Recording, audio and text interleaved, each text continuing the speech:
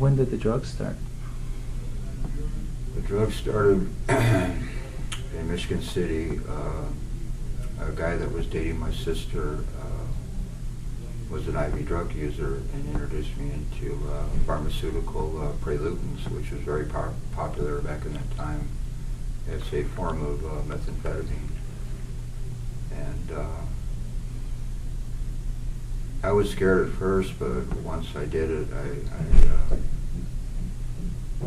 soon found that it was a way to be comfortably numb and not feel the pain and get out of myself. I immediately became addicted to it, and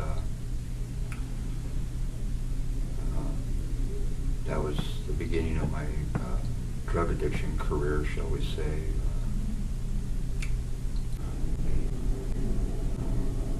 I was comfortably numb most of the time. I was surprised that I was able to focus long enough to commit crimes, but I eventually got caught and went to California Department of Corrections for a total of 11 years.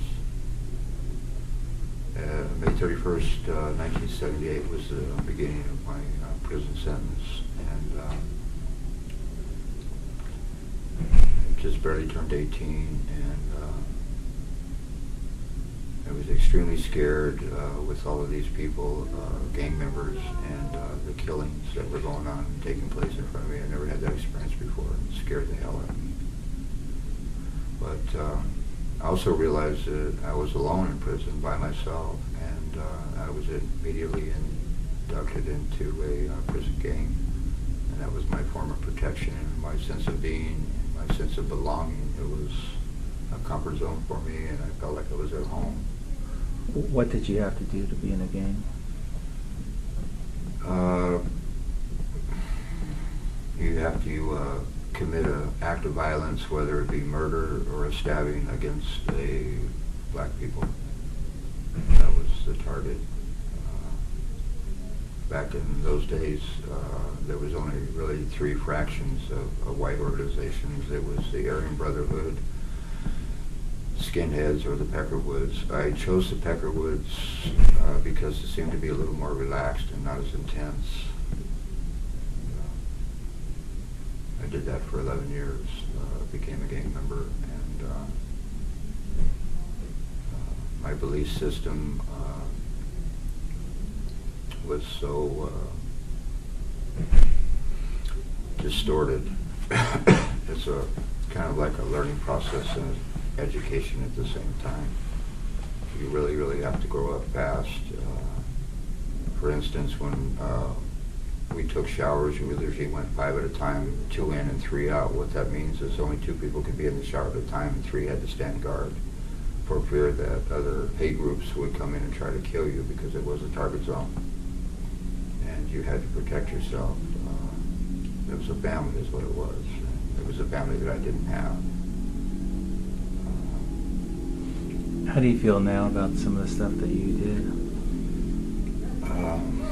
Extremely ashamed and remorseful. I find today that I don't have to have that belief system, and I don't have to have that false pride anymore.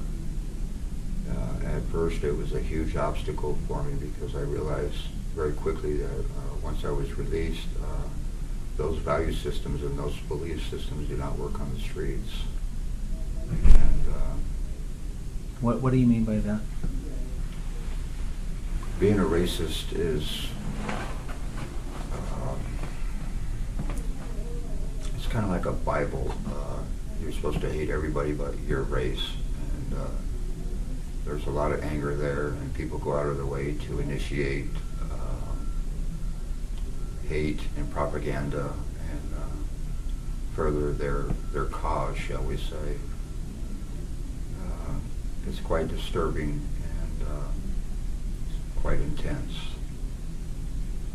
Some people have a passion for it, and some don't. And those that don't follow the protocol or be involved in it are outsiders. And you cannot be an outsider. You have to be part of something in those days, or you would be a victim. And I didn't want to be a victim. That was my deciding factor. I wanted to live, no matter what it took, even if hate was involved.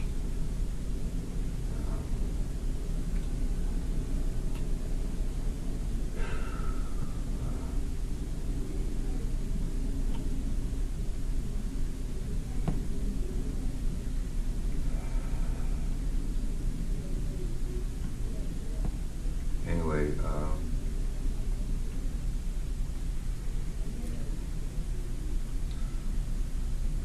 can we just stop for a moment?